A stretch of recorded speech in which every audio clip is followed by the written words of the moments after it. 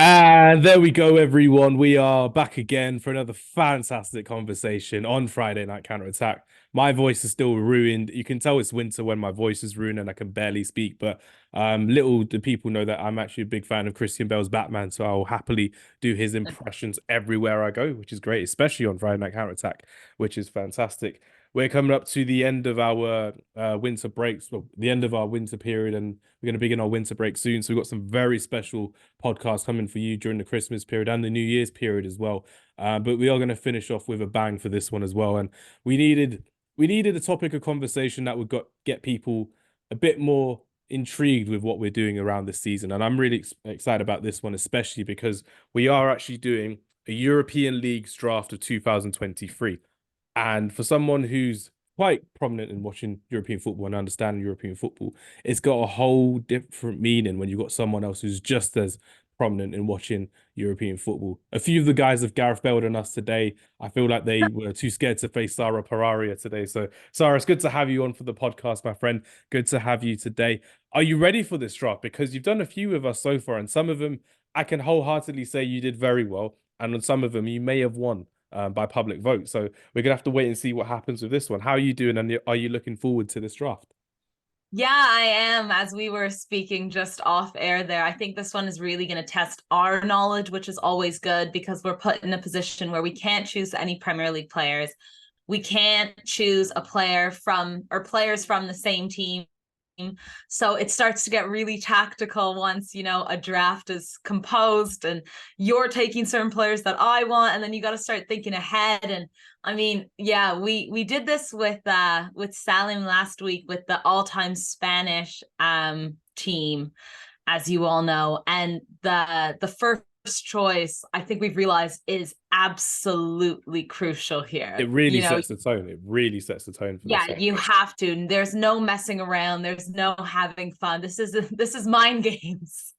Mind games start a whole week before with these drafts as well. And I'm absolutely loving it. But mind games might be happening with Sukhi. Maybe he's late on purpose, or maybe he's stuck up in traffic coming through. But maybe he'll join us later on. But the rules are the rules. When you are late to a draft, you do get your last picks going forward. So if he joins us later on, it's all good. But without further ado, everyone, let's begin our European Leagues draft of 2023. So Sarah's kind of alluded to it there. So we're not going to be talking about any Premier League players currently speaking at the moment. We're always going to go for the players who are in the Spanish, French, German, Dutch, Portuguese leagues, and anywhere else around Europe that isn't the Premier League. We can only play players in their natural positions, or players that have played in the positions that are natural to them, respectively. The formation is going to be 4-3-3, as we do with all modern drafts, is 4-3-3. And we are going to go for wild cards with one player per club in Europe as well. So by all means, Sarah, the choice is yours to begin. So if you're going for a player to start off with, I mean, Sukhi was first pick. I did the role earlier today, and Sukhi was first pick. So I'm like, okay, Sukhi, you're gonna have to be last for this one, when you do join us eventually. But yes, Sarah, take it away with the European Team of the Year draft of 2023. Where are we going with this one, and why? Um, you know what? There's so many players that I want to take first, just so that you guys can't get them. But I think I have to go with Mr. Jude Bellingham as Two my. and two for you now. You've done that on the Champions League one, and now you've done it on the European one.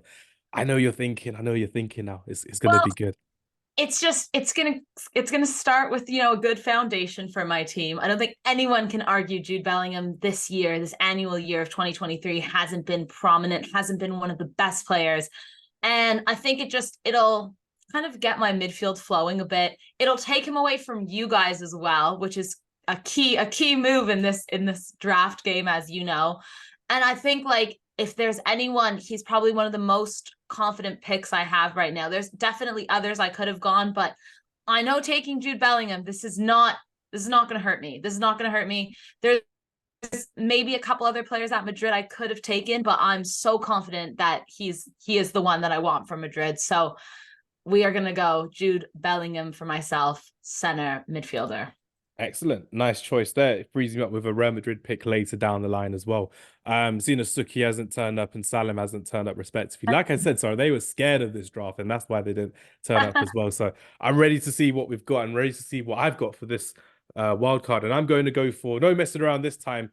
I'm going for Harry Kane as my number nine. Harry Kane had to be my number nine for this one. I personally think Harry Kane is the best striker in Europe right now, excluding Erling Haaland. But with Harry Kane, 18 goals and 5 assists in the Bundesliga so far this season, 4 goals and 2 assists before the Manchester United game in the UEFA Champions League. If there's any doubt with Bayern Munich, I honestly think Harry Kane's taken Bayern Munich up a level with how they've been performing this season. I know they lost recently to Frankfurt, but Harry Kane is head and shoulders for me above a lot of the Bayern Munich players, respectively. And I think with Bayern Munich now, they really need to, I think, to grow with Harry Kane's ambition, because it could be the time, like we said on the group chat earlier, Sarah, that it could be the time when Kingsley Coman's winning streak of winning the title every single year ends, and Harry Kane's trophy drought could end as well. So it could go one way or it could go another way. But from your point of view, do you think Harry Kane has it in him to win a Bundesliga title this season at Bayern Munich, or could Bayer Leverkusen stay at the top for now? I would love to see Bayer Leverkusen win, just because we haven't seen another team win the Bundesliga since 2011, 2012 with Dortmund. Like, it's Crazy been, stats. it is a bit boring, I have to be honest, but he has joined this Bayern side, which was already a fantastic side, and now is doing what Harry Kane does and scoring goals consistently. And of course, for Harry Kane, I think everyone wants to see him win a trophy. And can you imagine the first season he leaves Tottenham, he wins the Bundesliga, and probably has a good chance of winning the UCL as well. So maybe the Euros, maybe the the Euros. Yeah, could happen. Could happen. Oh, that one's the least likely, I'd say. More likely than the Champions League. The way Bayern Munich are playing in Europe now, they're a bit shaky. They have been shaky, but knowing England, just a nice little semi-final penalty mishap or something like that. Not again. Don't give me PTSD already. This is not it for me as well. But yeah, Harry Kane makes it into my team as my wild card and probably my captain as well, respectively, which will be good fun. Right then, whenever Sukhi joins, he can do his wild card and we'll go back to front in the meantime. So, goalkeeper Sara, you've picked a player from Real Madrid already. So that means you've got freedom really to go for any other team for your goalkeeper. Where are we going for this one, my friend? I'm already freaking out. I think I am going to go. Also, great shout. Oh, look who is here. Oh no, his Wi-Fi is still playing up as well. His 1920s Wi-Fi is still playing up. Let's see if it's turning up. Drum roll, please. Yeah, come on, Sukhi. Yeah, great shout, by the way, with Harry Kane, because I'll tell you right now, he was probably going to be the second pick for me. Like, I was between the two of them. Yeah, you had to. Suki's just going to leave the draft now because he's like, oh, Harry Kane, I'm done. There's no chance Bellingham and Kane are taken already. It's absolutely insane. But whilst Suki gets set up with his 1950s Wi-Fi, Sarah, you can pick your first choice goalkeeper. Yeah, I think I'm going to go with Kubel from Dortmund. No, that was my pick. Honestly, that was my pick. Someone's been reading my notes. In your head already. I'm there. I'm in your head. Brilliant. That's great. You know what? It's good when you pick somebody else's pick, because you know that now the pressure's on. But listen, we know that there's some great keepers across the board in Europe, outside of the Prem, obviously. Listen, I want some of these other teams playing up front, taking players from them from up front. So I think it's a bit of a strategic move, but also he's a fantastic keeper. I'd be comfortable with him in between the sticks.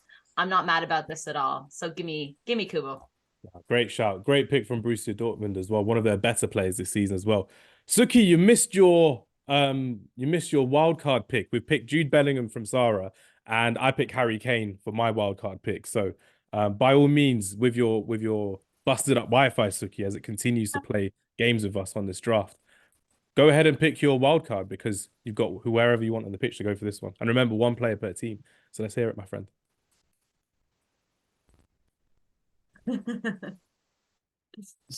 I give two.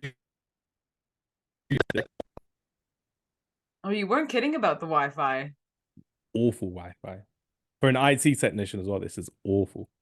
That's crazy. Right, let's see whilst he gets his Wi-Fi readjusted. My goalkeeper is I'm gonna go for Jan Oblak in goal for my goalkeeper. I've spoken ravely about him in the past. I'm a big fan of him, and I think Atletico Madrid will be good to go in the Champions League and still in that top four at the moment for La Liga as well, respectively, challenging. And even with a surprise pick in Girona still being top of the table in La Liga, Atletico Madrid are still playing some good football. So I'm quite enjoying watching Yano Black and Gold for Atletico Madrid. Yeah, Suki's Wi-Fi is just broken and busted, unfortunately. So right, this day and age, this is a thing. it's absolutely crazy. It's like I'll turn off so many Wi-Fi things in my house to make sure that Wi-Fi is still going, but clearly it's not it's not the case, unfortunately. Right then, right back. First choice for you, Sarah. Where are you going for your first choice right back and why? You're gonna kill me for this one. Don't do it. I'm going Frimpong. I'm going. Oh, that's fine. Oh, really? Okay, I'm happy with that. I'm happy with That's fine. that. Nah, I'm happy. That. I'm happy you got Frimpong. I'm happy you gone for a good player and someone who's doing very well for Bayer Leverkusen. We need to give Leverkusen some love. We do. And again, there's certain players from other clubs that I'd like to play different positions. Listen, right defenders, I think in football right now, we have so many of them. But I think being strategic here, Frimpong has been one of Leverkusen's most consistent players. So I'm happy to take him as my Leverkusen pick because he's been brilliant. Nah, great shot there. Jeremie Frimpong, someone who was playing at Celtic and is now probably worth around 60, 70 million pounds. And a lot of big Premier League teams should be going in for Jeremie Frimpong, in my opinion, because he's a fantastic right wing back, especially going forward. My right back, I'm going to shock a few people, especially Sukhi with this one. If it's still here, I should say. I'm going to go all the way to Serie A, and I'm going to go to Napoli, and I'm going to go for Giovanni Di Lorenzo. So yeah, because of a certain striker I've got, I don't need to go for another striker later down the line as well. So Di Lorenzo makes my pick for my first choice right back for Napoli, the title winning captain for Napoli at the end of last season, I should say. So he's got a bit of kudos and credit about him right now, which is good fun. First choice centre back for me. If I had to go for anywhere in the back, where can I go for this one? That would actually be beneficial. Should I do it? Should I do it? I could do it. I could do it to spite you. No, I'm not that person. Or am I? I might be that person. If I'm going for a centre back, I have to go for someone who I think has been a fantastic centre back to watch this season. So I don't think I'll be spiting you by picking Kim Min Jae at the back for me. So I'm very happy with Kim Min Jae as my first choice centre back for Bayern Munich, who also was at Napoli at the end of last season, and he's looking like a monster right now in the Bundesliga, respectively. Where's your first choice centre back going, Sarah? Come on, look at what I'm wearing. It has to be, and you let me. That was great. It has to be Araujo. We have given him so much praise over the podcast this year. One of the most consistent, if not the most consistent player for Barcelona. I know you were messaging me over the weekend about his mishaps against Girona, but that's okay because we at Barcelona have needed Araujo maybe more than even Ter Stegen at points. So I am super confident with him in the back. I love this player. I love him as a captain. He's everything. Very confident with that. There's still rumors that he could be moving to Bayern Munich in January as well. So that could be a way of releasing some funds for Barcelona later down the line, which could be a big topic of conversation. If that happens, would you be really upset seeing Araujo leave in January? Yeah, I'd be gutted. I think he's been our most important player, like I mentioned. Like I think Barcelona's defense has been miserable this season. And you're going to let your best defender go? Are you joking? And rely on who? Andreas Christensen. Yeah. Christensen, Martinez as well. Marcus Alonso centre back. Forget about it. Forget about it. Can't be having that at all. Which ain't great. Suki, is your Wi-Fi up and running? Yeah, sorry about that. It's always Zoom and 5G. I've got the box right next to me. You know how it is, Hamz. I've got to connect to the Wi-Fi on the other side of the flat. This is what happens when you pay for 2 different Wi-Fis, mate. It's true. It's crazy. So by all means, fill us in your wild card, goalkeeper, right back, and centre back. Where are you going for this one, my friend? Has anyone picked the boy from Naples? Which one? Yeah. Oh, okay. Which one? Number Which 77. Number 77. Kvaratskhelia Kvaratskhelia. Yeah, anyone picked him? No one's picked him. Yes. I picked a Napoli player, so I'm already out of this game. So here's your wild card, clearly, which is good. Who's your goalkeeper, Suki? Goalkeeper. Who did you pick? You picked Jan Oblak, right? I went for Oblak. Sarah went for Kobel from Dortmund. Ooh, it's a tough one, that is, I might have to go through Mike Mannion from AC Milan. Cold. I like that shout. That's a good shout. I'm enjoying that. You've got Maignan. That means you've got one right back and a centre back to choose for this one. Where are we going for this one, Right Suki? back and centre back. Has anyone picked? I've been impressed by him so far, actually, for Juventus. I thought, you know what, this guy's got zero pace, but he's done decent. I'm going for the Gat, and we have this slang saying in the UK, Gat, and his name's Gatti. I've got to go for him. I've been very impressed. It's an odd one because he plays right centre back, but Yeah. then I will give that to you because he has played right back as well for Juventus. So yeah, I'll give that to you. Gatti, right back. Yeah. Where are you going for centre back? then- First choice. Yeah, sorry. And then what's the other pick? Right back, right? You've gone for right back, yeah. Oh no, Gatti's going to be my centre back. Sorry. Oh, okay. Yeah, that's fine. Yeah. Sorry. I went the wrong way. Right back, I might go for. Oh, it's a tough one. That is. I think. Sorry, you picked the guy from Bayer Leverkusen, didn't you? Jeremie Frimping. Put some respect on his name. Guy from Amazing Leverkusen. player. He's a good player, He's so good, honestly. Who can I pick at right back? That's good. I might have to go to PSG if anyone's picked him. Hakimi. Nah, that's your pick. That's yours. Sweet, I'll have him. Risked it early with your PSG pick, I see. That's crazy. We're learning from our mistakes, Hamz. Oh no, it could be part two all over again, Sarah. It could be part two all over again, which is insane.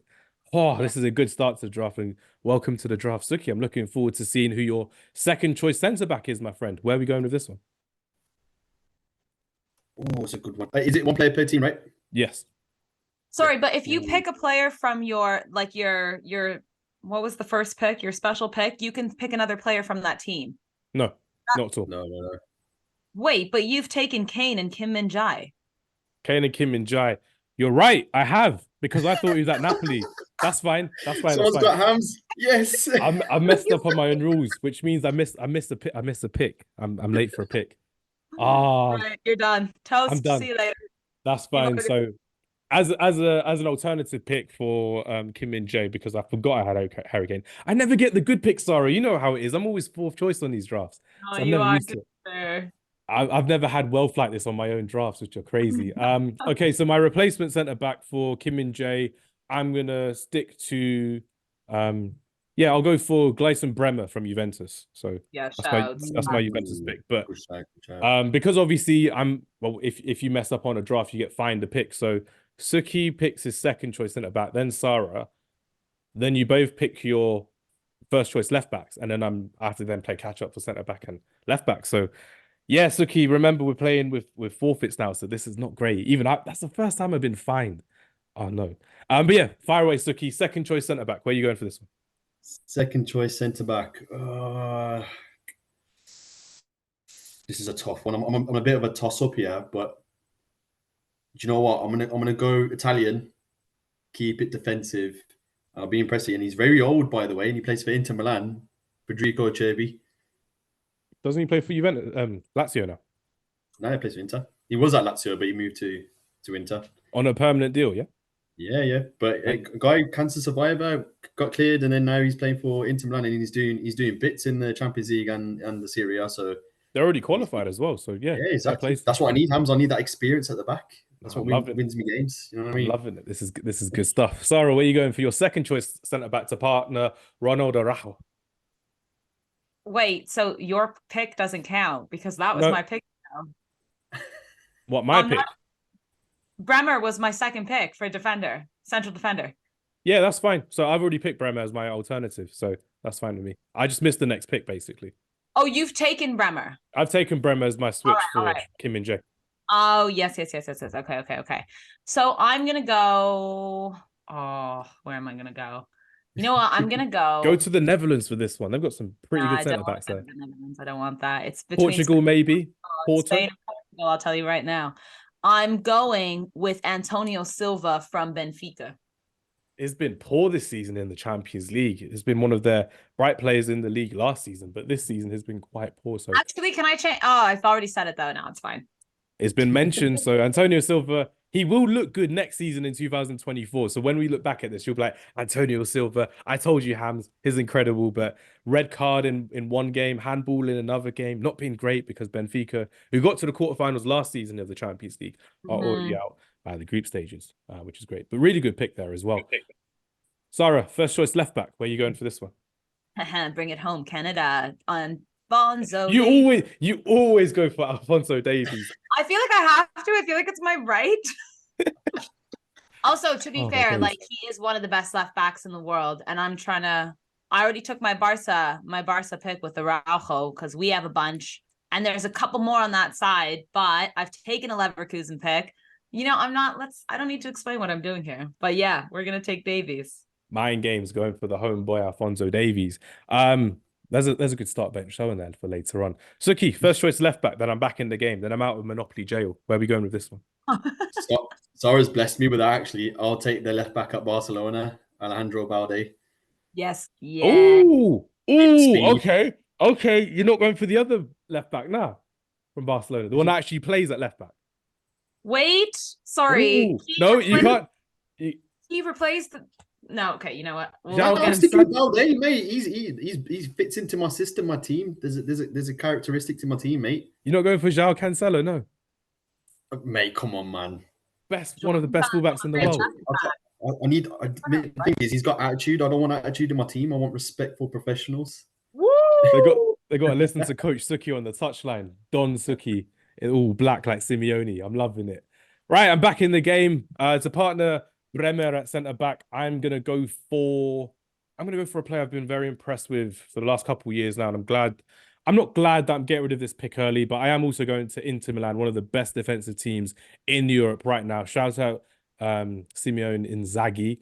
I'm going to go for Alessandro Bastoni as the left centre back for me. I'm very happy with Bastoni, and I think he's going to be one of the top players at the Euros next summer, especially for Italy after the retirement of Giorgio Chiellini and Leonardo Bonucci, who's kind of been phased out as well, respectively. Right, to make up my back four, we've got Di Lorenzo, Bremer, Bastoni, looking very Serie A-like as well. I'm going to have to go for I don't want to risk it, but I'm going to risk it. I'm going to risk it. No, I can't risk it. That would be crazy if I had a back four of all Serie A players. I've already picked this guy before, Sarah, so I'm not going to pick him. So I'm going to have to go for yeah, go on. I'll have to do it. Go Alejandro Grimaldo. These are thank you. Yeah. Alejandro Grimaldo and Jeremie Frimping are crucial to Xabi Alonso's system for Bayern Leverkusen in this 3-5-2 system. It's why they remain unbeaten. It's why they remain so attacking and so exciting to watch as well. They hold the width of the pitch so well. They come in with goals so often and crosses, and they're actually so good at passing, so technical on the ball as well. Xabi Alonso's hidden gems are literally Jeremie Frimping and Alejandro Grimaldo. And everyone looks at Florian Wirtz and Victor Boniface, respectively. But the fullbacks, I think we've done a good job in bigging up Bayer Leverkusen there as well, so which is good fun indeed. Needed to be done. Right then, centre midfielders, we're all going in a 4-3-3, however you want to go for it. So Sukhi, fire away, my friend. Centre midfielders going from defensive to attacking. Where are you going for this one? So I've got to go with the boy. We visited the stadium, Hamz. Number 6. I've got his shirt, Mr. Koke. Oh, I'm glad you gone for Koke. He's been very underrated for a good number of years. Sara and I spoke about it last week with Salim. He was in the Spanish team at the wrong time, unfortunately. His prime was very good, but again, that's when all of the legends were phased out of the national team, so never really got to experience the heights at national level. But again, been a very good servant for Atletico Madrid and Diego Simeone. And your football kit's very cool as well. It was a good WhatsApp picture once upon a time as well, which is great. Sara, first choice centre midfielder. Where are you going for this one? Because you can't pick a Barcelona player for this one, so I'm loving this one. But I already have Jude Bellingham with playing centre midfielder there, so to partner with him, I'm going to Leipzig and taking Xavi Simons. Oh, good pick. Very good pick. I'm in your head. I'm in. See, this is what I'm doing. I mean, Xavi Simons has played as a winger this season for RB Leipzig, but he plays in a floating position behind the striker. So I will give you that one as well. It's not like he's not played in centre midfield, respectively, but it's more of an attacking midfielder. So I'll happily give you that one as well, which would be good. Right, centre midfielder to partner. Well, no one for me because I've got to get these 2 picks out in a row. respectively. You've gone for Atletico Madrid, you've gone for Real Madrid. I'm going to go for someone who I think I've very much enjoyed watching over the years. I think he's going to be a fantastic player for years to come.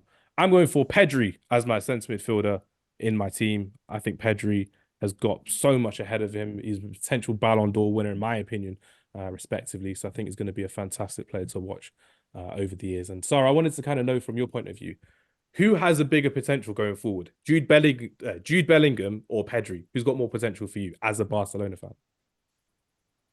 Oh, that's tough because I see potential in both of them. Unfortunately for Pedri, we lost him for a bit there at the end of last season because he had actually played too much football. You saw it in his face. He was just looking exhausted, but we've seen him be a crucial part to Spain, a crucial part to Barcelona. And I mean, I think you can say the same thing about Jude Bellingham, though, with England and Dortmund and now Real Madrid. I mean, I think it's unfair to say who could we see more potential from, because both are looking so promising right now. I think they're also quite different players. Jude Bellingham is kind of that player right now for Real Madrid that is smashing the goals in because no one else really is. Whereas Pedri is more of a playmaker. He is that Iniesta role. Like, he will get you the ball when you need it. So I think we just have to remember that, they're quite different. Yeah, absolutely. Suki, how about you? Bellingham or Pedri? Who's got more potential for you? I think Bellingham. I mean, when you look at it, you're looking at an all-action midfielder. I don't think we've ever seen like a kind of Steven Gerrard-esque type of player that's going to be in the regen, the 2.0. And I think now he's made that big move to Madrid. And when you look at the game, he's like grabbing it by the neck of his shirt and he's just going for it up and down the pitch. He's just relentless and he's got the energy. Pedri, don't get me wrong, technically his ability is just bar none, like really brilliant. But like Sarah made a good point there. I mean, he played 70-odd free games or 82 games in one season at the age of 18. You've seen players like Wayne Rooney, when they get to the early 30s, they start dying off, don't they? So I think Barcelona are going to get that. Well, pretty much, yeah. It's kind of getting that game management, just not risking him too much, because we've seen this happen before. So his potential's there, but it just depends on how Barcelona utilize him and not overuse him too much, right? So definitely. I think that's why Real Madrid with Bellingham is quite good, because they've got another midfield that can come in and balance and rechange whenever they need to play important games. But yeah, Pedri, I mean, not knocking him, but I'd rather lean just towards Bellingham for now. Believe the hype. Go for the hype. That's what we're going to go for as well, respectively. Right then, my second choice midfield.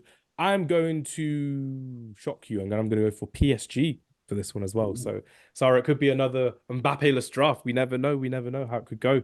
I'm going to go for Warren Zaire-Emery. The 17-year-old centre midfielder has burst onto the scene in Paris, and he has been fantastic before his annoying injury that he had recently, scoring in the Champions League, dictating the midfield, and they looked lost without him when they drew 1-1 to Newcastle earlier this season in the Champions League. And Warren Zaire-Emery, I think, is going to be a big player for the future. I think him and Pedri would dictate a midfield for years to come.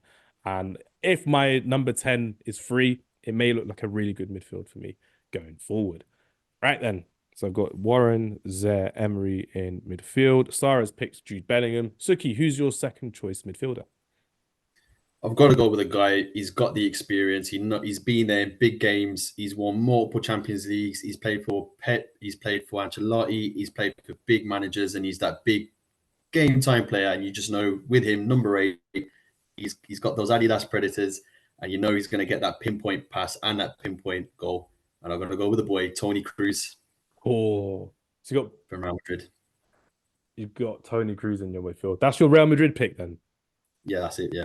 Oh, it's a bit like Russian roulette now, because you're like, what teams have I not picked, and what teams can I get away with later down the line, which is insane. And Suki, by all means, complete your midfield for us. So who's going to be at the top of your midfield? Or are you going to go for 2 attacking midfielders or 1 attacking midfielder and 2 centre mids? Where are you going for this?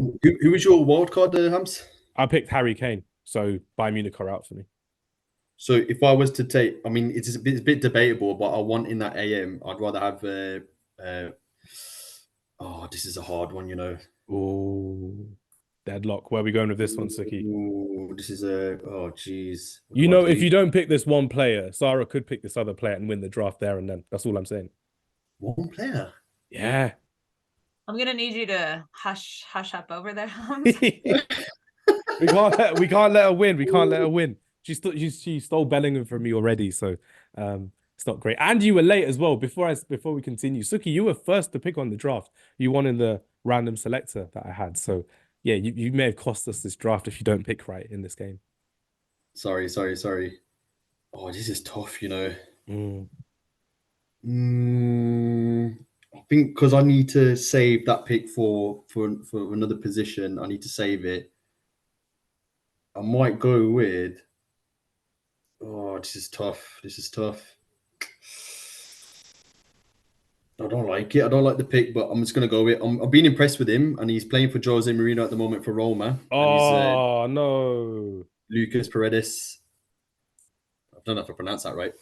Paredes, Yeah, Leonardo Paredes. he was the pick, Hamz, because I'm naffed. I'm Yeah, baffled. who's He was it. Lucas? Leonardo.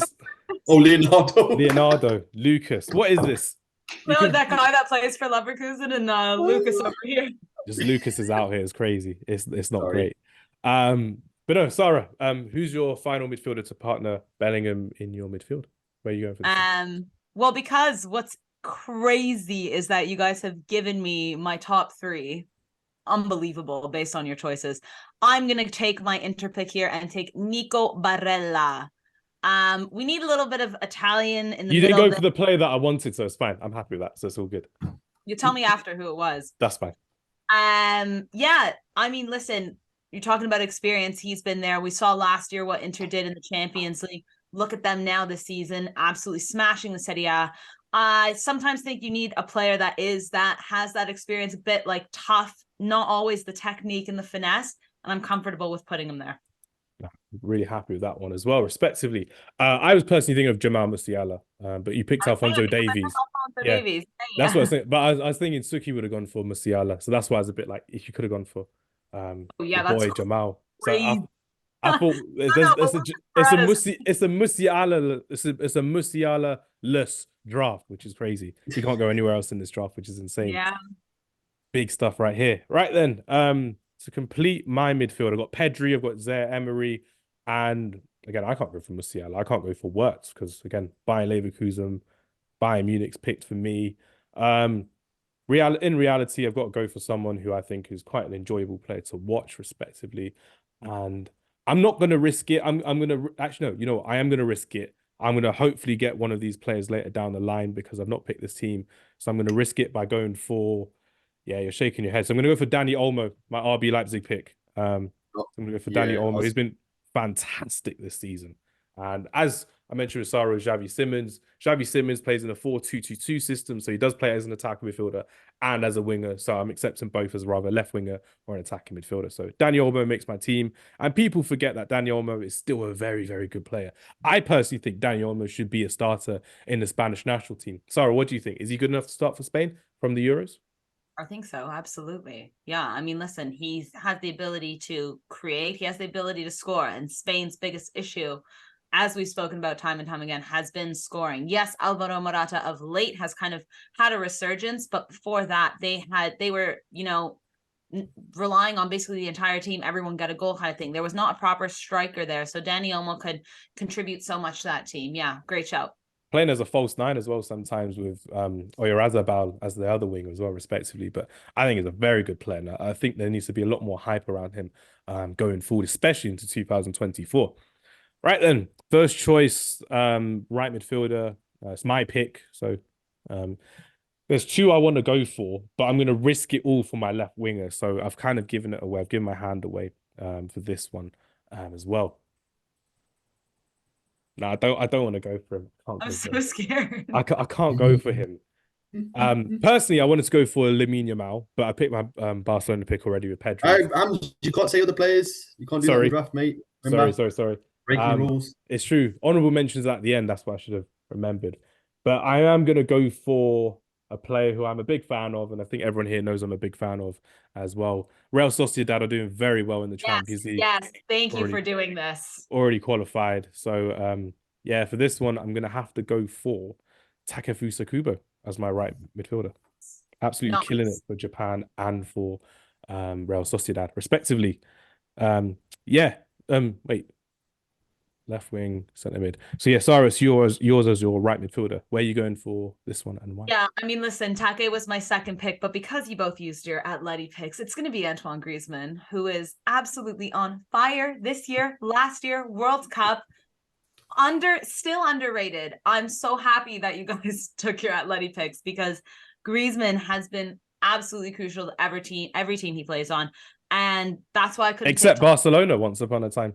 once upon a time. But scored like 35 goals in 2 seasons. I mean, like let's remember that. Like the fourth of like a 6-0 victory. It was one of those things that Barcelona, that Antoine Griezmann was always a bit part player.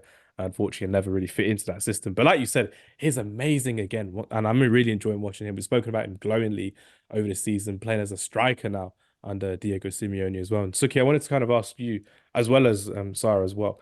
With Antoine Griezmann, we spoke about him earlier this season, getting back into his prime as well. Where is his best position for France in the Euros next summer? Because we're expecting a lot from him. Is he going to be back in midfield like he did at the World Cup, or is he going to stick to his striking position behind Olivier Giroud? What do you think, Suki, and then Sara? What do you think? Yeah, no, definitely. I think we spoke about this on the last pod. Remember, Hamz, when we looked at the Euros 2020 when they lost to Portugal, and what you saw was he was number 7, but he was in that free role.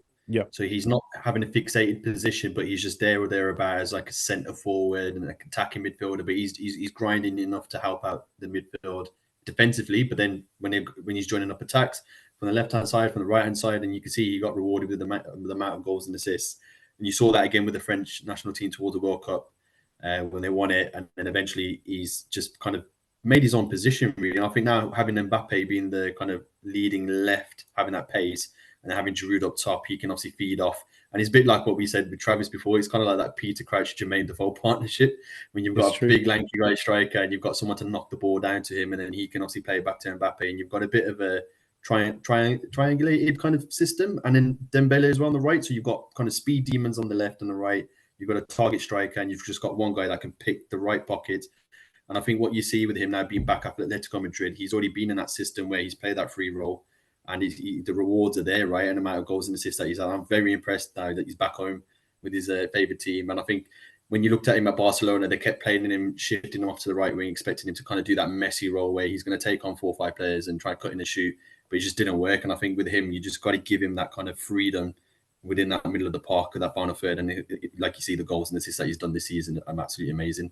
Yeah, it's fantastic. And Sara, one topic I wanted to get in on with you as well. Is this the regeneration of a number 10, how we used to have number 10s like Mesut Ozil and Wesley Sneijder having the freedom of the pitch? And do you think he has that luxury once again for France and for Atletico Madrid? What do you think, Sara? Yeah, I think so. I mean, and you love to see it too. Like, it's such an iconic position, and it kind of fell off for a bit there, but Griezmann really embodies exactly what that number 10 is. Like, I'm just so happy because, like you guys mentioned, his time at Barcelona was terrible. And like Griezmann is such a creative and fun player to watch. And then for him to be able to kind of go through the motions with Barca, go back to Atleti, and then, have this resurgence and then do the same thing for France as well. I mean, there were games in that World Cup where it wasn't Mbappe, it was Griezmann who was the best player on the pitch. And it's just great to see, especially kind of at a certain age too, because you don't really know with footballers, are they going to be able to turn it around, or are we just going to see kind of a steady decline? So, I mean, he's been so great to watch, and I think it's really good for his career.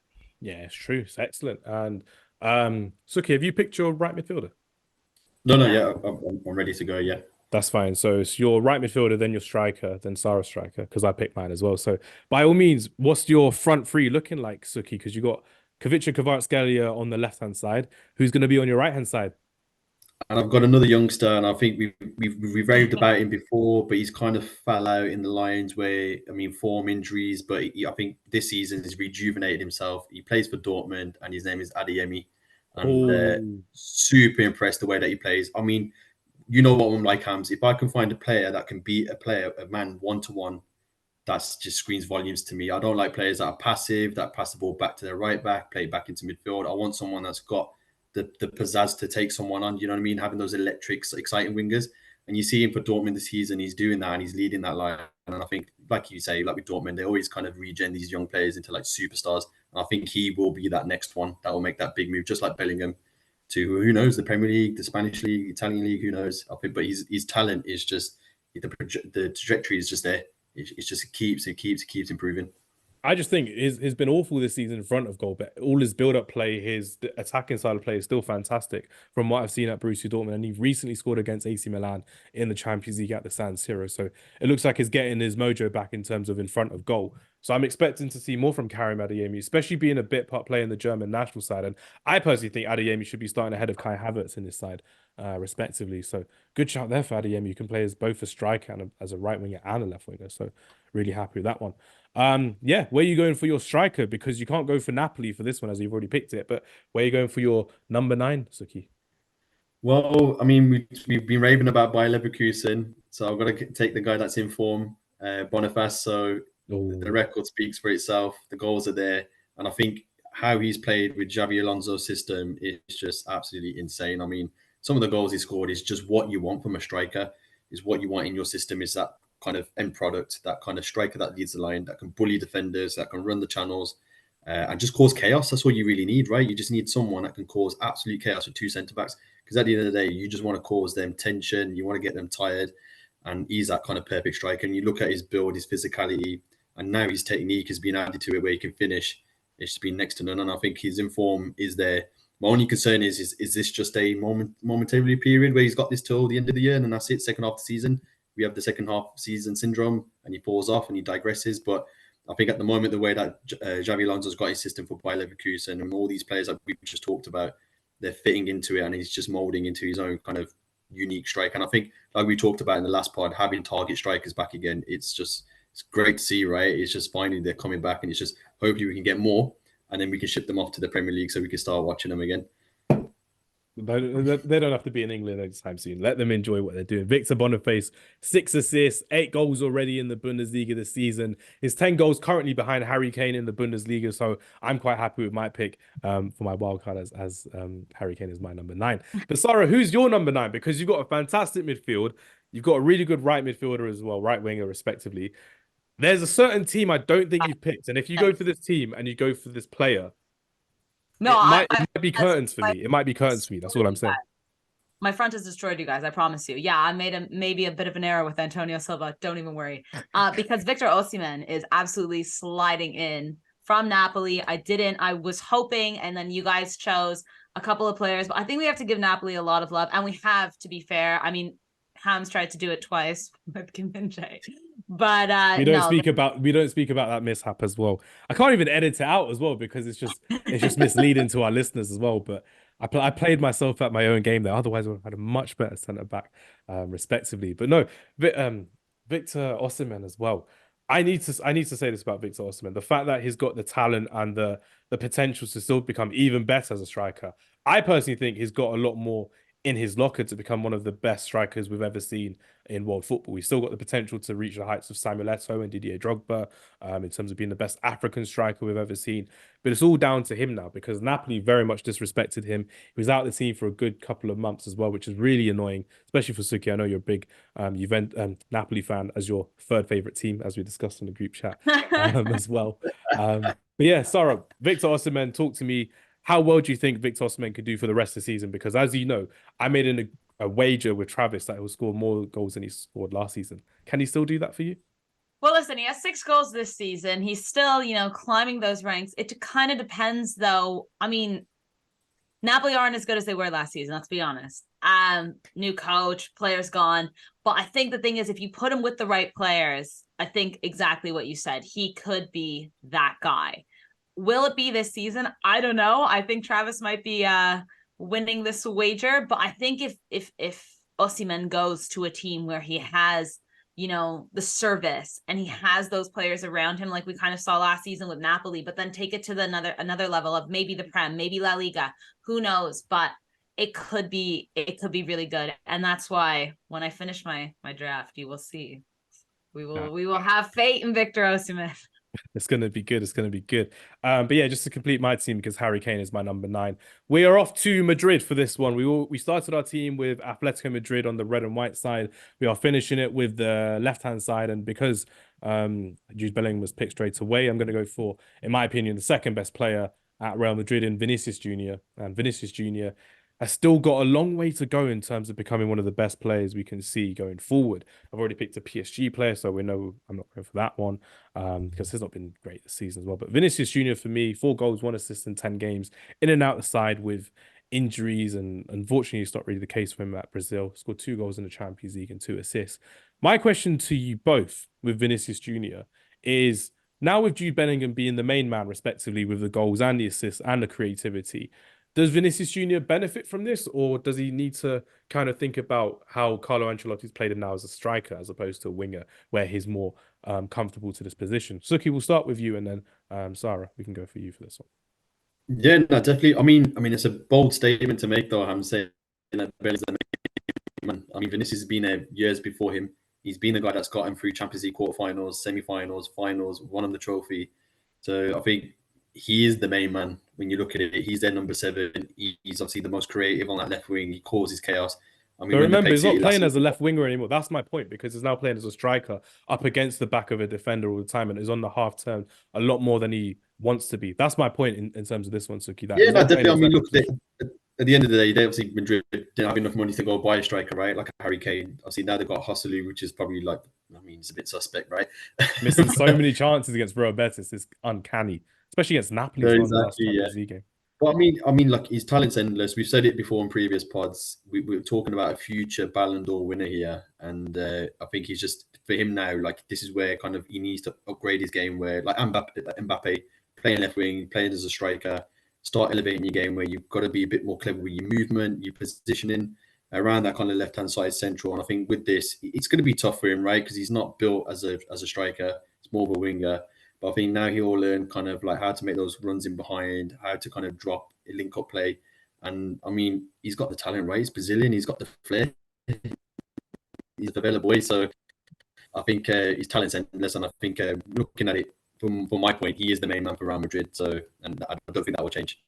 Nah, it's good to hear that as well. But Sarah, even with my point as well, there's only 2 seasons out of the 6 seasons he's been there that he's only got into double figures in terms of goals scored. So he's only scored 17 goals in the 2022 season and 10 goals last season as well, respectively. So is that still a worry from a Barcelona point of view, from an opposition point of view, that he's still getting going, he's still learning his trade under Carlo Ancelotti in a different style of play than what he's previously done under Zidane and Carlo Ancelotti? What's your point of view on this one, Sarah? Yeah, absolutely. He's a fantastic player. He has all the elements to him, you know. He can shoot, he can run, he can tackle. Like, he's unbelievable. I think the thing is for him is there's been so much pressure on him since Ronaldo left, since Benzema left. It's always going on to him, and he's still quite young in a sense. So you can't let that get to you. Like, he just has to focus on the football. But for me, if I'm him, you know, you're playing at Real Madrid, one of the best teams in the world. But be the guy for Brazil right now, because Brazil look miserable right now. They have a Copa America coming up in June. There's a World Cup in two and a half years or so now. Neymar, honestly, this is not his team anymore. With the injuries this guy gets, he's likely missing the Copa America.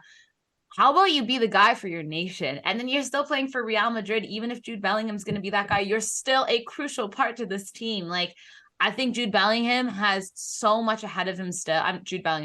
Vinicius Jr. has so much ahead of him still, and he can't let, you know, all the pressure get to him, because he is an absolute weapon. Yeah, it's true. And to complete your team, which weapon have you got on your left-hand side, Sarah? Because I've got Vinicius Jr. You're finally going for him. We're finally putting him in. We're finally picking Kylian Mbappe, maybe the best player in the world right now. Like, I don't agree with that personally. I mean, how can you be the best player in the world? How can you be the best player in the world in the French league? In my opinion, he's not doing anything in the French league that we shouldn't expect in a bigger league, respectively. Honestly, with Kylian Mbappe. Whenever a big match like after what did he do against Newcastle besides the penalty? What did he do in Newcastle? He has to leave PSG, and I've been saying that for 2 years. I completely get your point from that, but what this guy has the ability to do, what he did against Argentina single-handedly in the final, enough. If I'm building a team and you ask me who I want, Mbappe or Haaland, I'm taking Mbappe every time until Haaland can learn to be a more well-rounded player, because we know Haaland can score goals. Don't get me wrong. He's an absolute just a tank in the box for sure. Terminator. But if you're talking about a proper footballer that can do everything, that has the technique, Haaland doesn't have it. Mbappe does. To me, I think Mbappe needs to leave PSG. But we have to remember, this guy won a World Cup at 18. Like, that, he is the guy.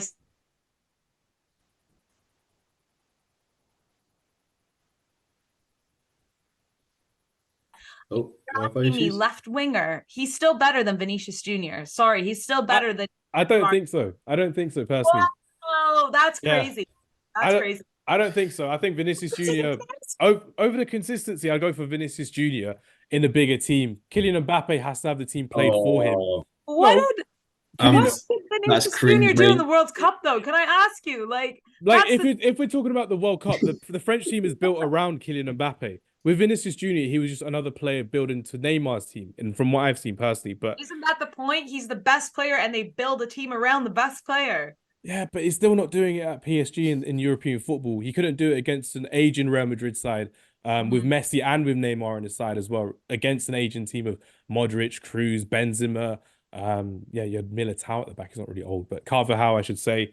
There are moments when I think Mbappe can be better. Don't get me wrong. I agree with the fact that he's a better player than Haaland because I'd rather go for Mbappe over Haaland. I think he is the future of football, but we're looking at what? He's 24 years of age now. He should be at this big team, in my opinion. I think he's keeping it easy by being at PSG and by having the keys to his kingdom in Paris. I think he can pick the players he wants. He can have the players around him who are basically his mates, picking Dembele and Kolo Muani, who were in the World Cup final with him in the World Cup finals in Qatar as well. But I think if he wants that challenge, he should really be going to a bigger team, respectively, than PSG, because Neymar's gone. He didn't really succeed at PSG. Messi left. He definitely didn't succeed at PSG.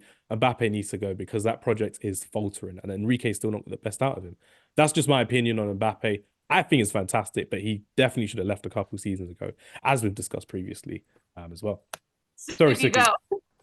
Sukhi, you're gonna say something. You're gonna say something. What was Sorry, mate. What Hamz just gone on an absolute ramble of blasphemy, mate. Do you know what I mean? It's what happens when you're ill. You're not really play. thinking straight when you're ill. So listen, I'm not. Listen, Sara just made the point. The guy is a World Cup winner. He is a World Cup winner, but so is what? Montiel from Argentina. So is Dybala from Argentina. Hamz, whose potential of winning more Champions Leagues is better, Mbappe's or Vinicius? Vinicius has already won ahead of him. He's already got one. That's it. It's still ahead of him. It's still ahead of him. What's PSG going to do? They may not even qualify from the group at the time of recording. The question becomes, if Mbappe goes to Real Madrid, then what?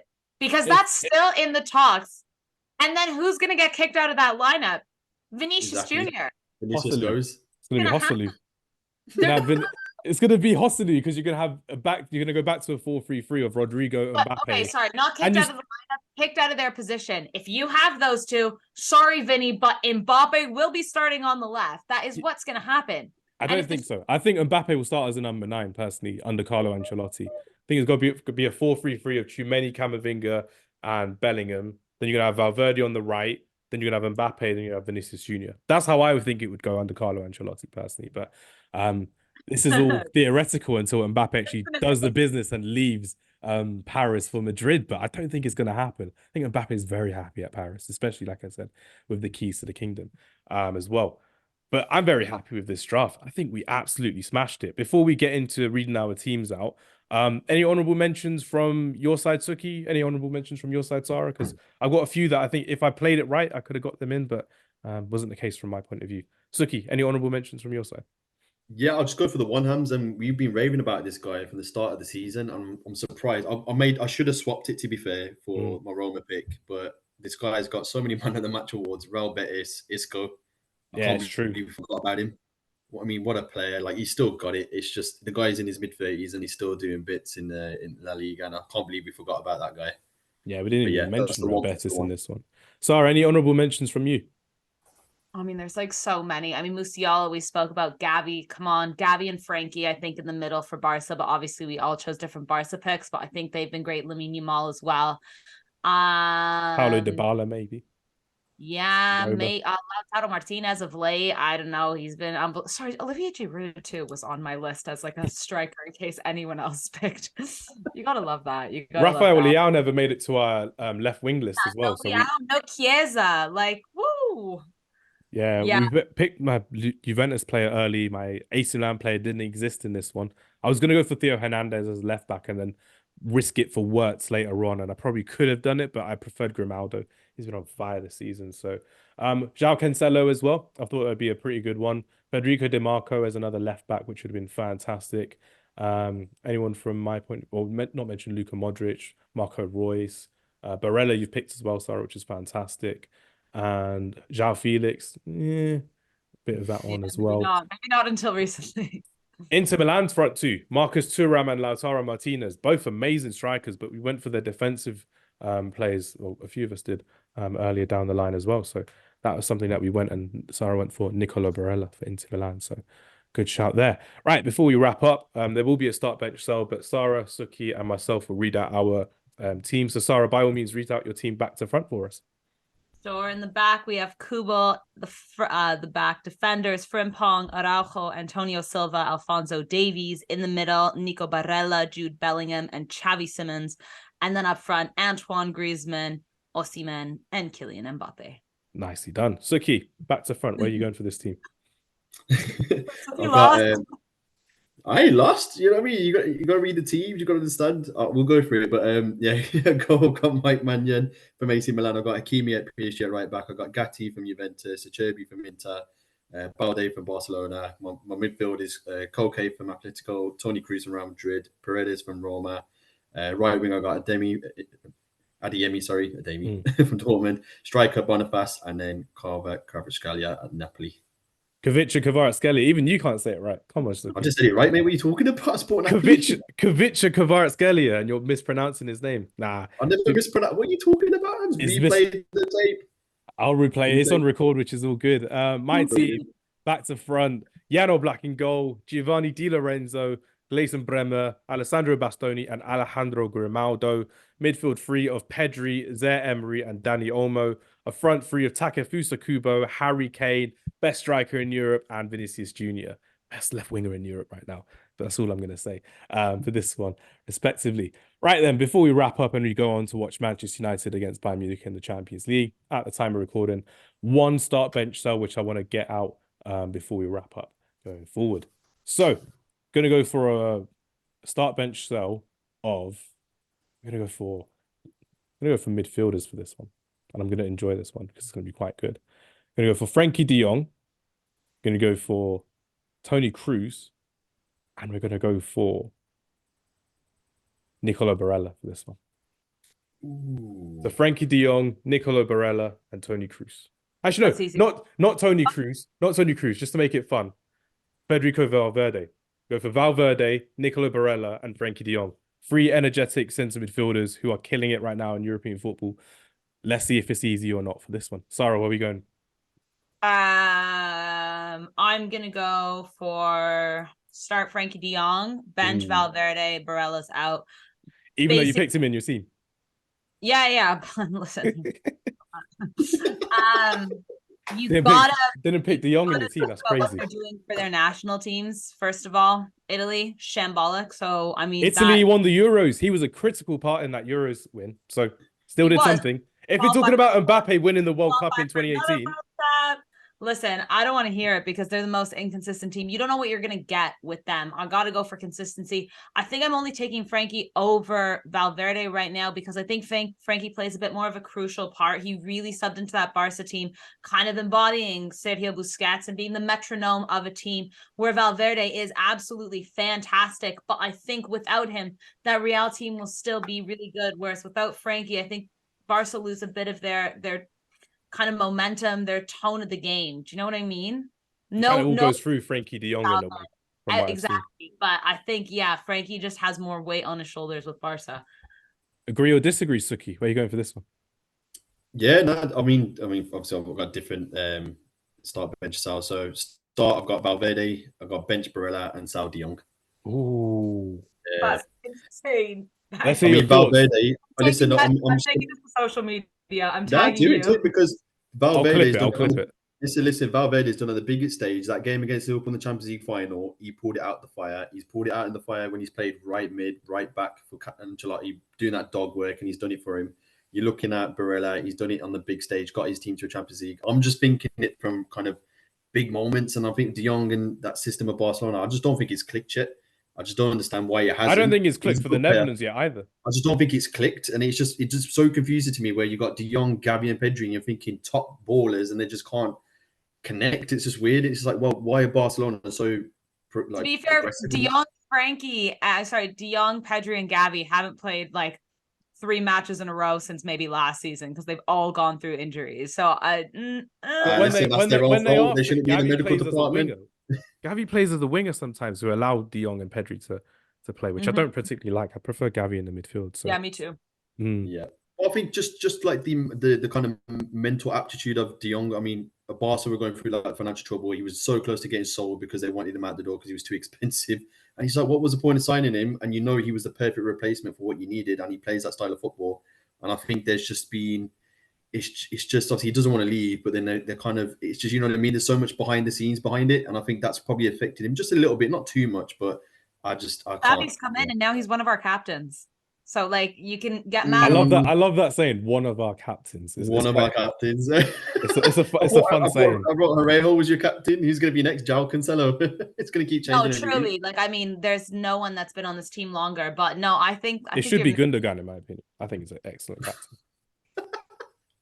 Maybe play like with us for a season first, and then we'll talk. He's a top leader already, Ilkay Gundogan. He's got the mentality already. But yeah, no, there's too many Barca players moving around. Hamz, what's your answer for this? I can't start Barella. I'm going to bench him. I'm going to have to sell Frankie De Jong. This is unwell. No, I'm joking. I'm starting Nicola Barella. I'm benching Valverde, and I'm selling Frankie De Jong for this one as well. I think Frankie De Jong still has so much more potential to go through. We've looked at how Ajax were amazing under Erik ten Hag, and Frankie De Jong was the metronome in that team. But for me personally, he's not done it at the Netherlands. He's not done it under Louis van Gaal at the World Cup. He's not been a player that takes the game by the scruff of the neck for Barcelona enough. From what I've seen, Nicola Barella has done that. Even if we are going to go back in time to the Euros when he was the main midfielder, him and Chiesa had a lethal partnership going forward, respectively. And with Valverde, I think Valverde is a perfect player to bring off the bench as well, to bring in an impact, to maybe get a goal or an assist, or maybe even just bring some energy into the team. And Carlo Ancelotti's used him as almost as much of a utility player as he's used Eduardo Camavinga at the time of speaking as well. But Valverde, there's still more to see from him in a Uruguay shirt. They were awful in the World Cup this time last year, getting knocked out in the group stages. Nicola Barella, I know Italy have been inconsistent, and losing to England in the qualifications was embarrassing at home as well. But yeah, Nicola Barella, then I'm going to go for Valverde. Then Frankie De Jong. Prove me wrong, Frankie De Jong. I'm the one wearing the Netherlands jersey. What? So it's not it for Frankie De Jong, because you expect more from Netherlands, don't you, Sara? You expect them. Oh, I hate the Netherlands. I know you hate them. I know you hate them, and I know you hate Nigel De Jong especially. Yeah, no. Since then, I'm done. I don't care. When Frankie wears the orange, honestly, just don't get injured. Good day. But for Barca, stay safe on the pitch. That's all you're saying to De Jong. No, cheers. But no, for Barca, I think you guys are looking over what he's been able to do, and the fact that he is literally the perfect player to replace Sergio Busquets. But listen, everyone's entitled to their opinion. Get Rodri. If you get Rodri in to replace Busquets, I'd love to have Rodri. Are you kidding? But you think he's leaving that City team? Even Bruno Guimaraes from Newcastle or João Paulino from Fulham, they're better. I was talking about Bruno Guimaraes coming to Barcelona. I think he's so good. He's going to be making that first team for the Brazil in the Copa America, in my opinion. But there are better players, I think, than Frankie De Jong. He's more the name now, unfortunately. He hasn't really cracked on, in my opinion. But what has gone fantastic is this draft. And I'm really looking forward to seeing the reaction from people from this one as well. Sara knows the drill. She's going to make 7 different Instagram accounts to get her polls up really high, which will be good fun. Sukhi will forget about the draft and be like, oh, yeah, I forgot I was even part of this one. My Wi-Fi was awful. But yeah, before we wrap up, this will be our last not our last one. We've still got podcasts for you over the winter period, which will be great. We've got one more planned next week, which will be another draft, which will be great fun. But everyone, thank you very much for listening to us over 2023. It's been a blast, and we've had some amazing moments, none more so than this draft as well. It's especially been fantastic to talk about players outside the Premier League, which has been great. Sukhi, Sara, any closing messages before we wrap up for 2023? Yeah, definitely. I mean, from our point, where we've started as a group and where you've got it to, and when I've joined kind of halfway through the journey. And you joined this time last year, actually, during the World Cup. Yeah, true. Yeah, and then look, you were too camera shy. Yeah, exactly. Yeah, we went to an away game. We went abroad and watched the game. I think now we're starting to do a bit more going forward, and again, building that friendship with yourself and Travis, and obviously, hopefully now Sara coming in as well. We can go to more games abroad in Europe and really see some great stadiums, some great football, some great cultures, and really kind of grow FNSCA to bigger heights, right? So yeah, looking forward to it more for the future. And yeah, I mean, everyone that's been listening for 2023, I mean, it's been a bit of a whirlwind of a year, but we're getting there, and hopefully 2024, bigger things are going to happen. Bigger things. And Sarah, we've got a few things planned for 2024. We won't reveal them yet because we'll let them wait on it, which will be good fun. But any closing messages from yourself this year as well? I'll see you guys at the Euros. We're all doing it. We have to. Friday Night WikiLeaks, Counter Attack takes the Euros. Come on. WikiLeaks already told my family, I'm like, don't bother me throughout June and July next year. We're off to Germany. It's going to be fun. We're enjoying this summer fantastically well. It's going to be great fun as well. But yeah, everyone, thank you very much for listening to us this year. We are still going to bring out weekly podcasts as we normally do. Do follow us. Do follow Sara on her social medias, who's killing it right now at Room 442 and on her social medias as well. Hopefully Sukhi gets a few matchday vlogs in for Tottenham Hotspurs. But that's been us for 2023. Enjoy, and we'll see you later. Take care.